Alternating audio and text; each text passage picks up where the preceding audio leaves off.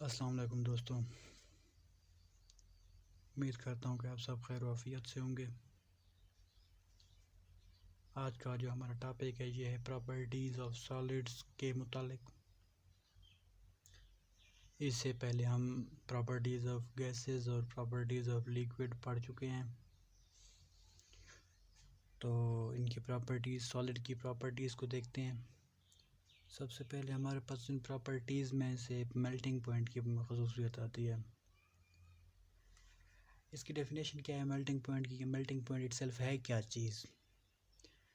इसको हम इस तरह डिफाइन करते हैं कि temperature at which solid melts is called melting point. Temperature at which solid melts is called melting point. अब जब मेल्टिंग पॉइंट पर सॉलिड और लिक्विड डायनामिक इक्विलिब्रियम में होते हैं, डायनामिक इक्विलिब्रियम, ठीक है जी।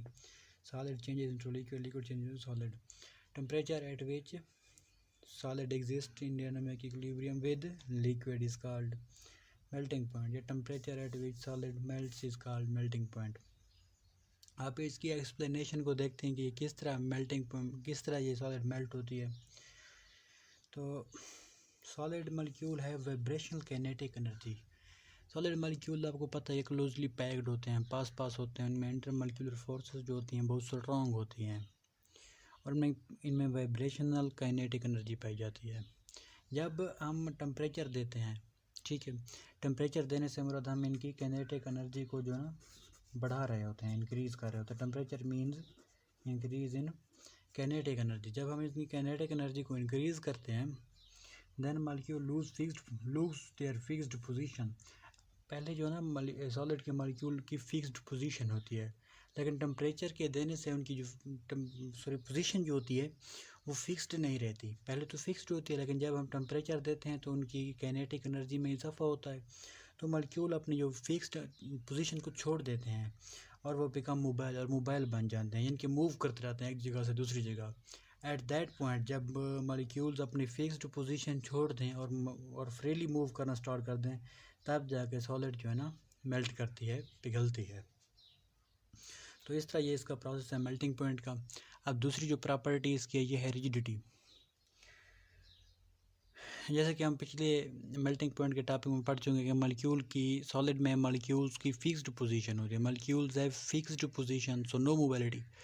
इनके मॉलिक्यूल्स आपस में, इनकी इंटर मॉलिक्यूलर फोर्सेस स्ट्रॉन्ग होती हैं, क्लोजली पैक्ड होते हैं, मोबाइल नहीं होते, वो हरकत नहीं कर सकते।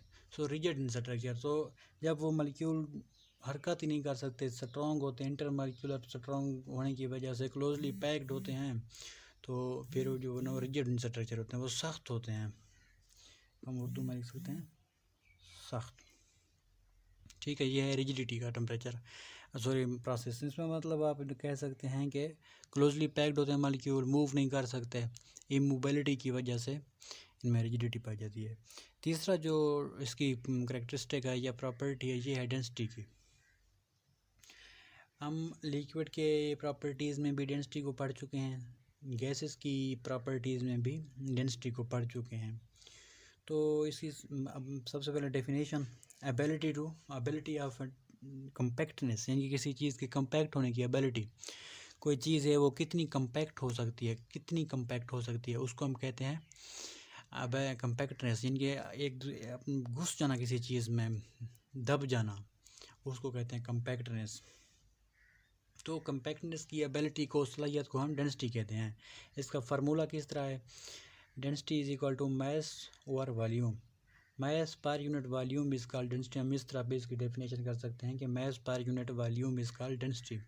अब सबसे ज़्यादा जो डेंसिटी होती है वो सॉलिड की होती है, दूसरे नंबर पर लिक्विड की, तीसरे नंबर पर गैसेस की।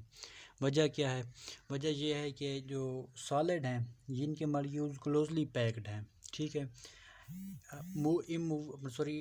आज़ादी से हरकत नहीं कर सकते, फ्रीली मूवेबल नहीं होते, इसलिए इनके मॉलिक्यूल जो है ना कम्पैक्ट होते हैं, एक जगह पड़े रहते हैं, बड़े घुस जाते हैं, जहाँ भी उनको डालें ना वो थोड़ी सी जगह घेरते हैं, दबे हुए होते हैं, क्योंकि इंटर मॉलिक्यूलर फोर्सेस स्ट्रॉन्ग होती हैं, इसलिए हम उनको कहते हैं कि इनकी सॉलिड की डेंसिटी ज़्यादा है। डेंसिटी आप जानते हैं कि एबिलिटी ऑफ कम्पैक्टनेस को डेंसिटी कहते हैं।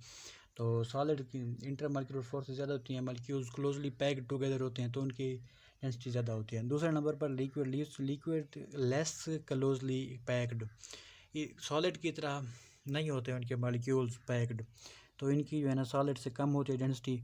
आखिरी नंबर पर है गैस, ये फ्रीली मूविंग होते हैं, ठीक है। इनकी जो है ना मॉलिक्यूल फ्रीली मूव कर सकते हैं, इसलिए हम इनको कहते हैं इनकी जो डेंसिटी है वो सबसे कम है, क्योंकि इनके मॉलिक्यूल्स फ्रीली मूव करते रहते हैं, कंपैक्ट नहीं होते। तो ये था प्रॉपर्टीज़ ऑफ सॉलिड के हवाले से हमारा टॉपिक।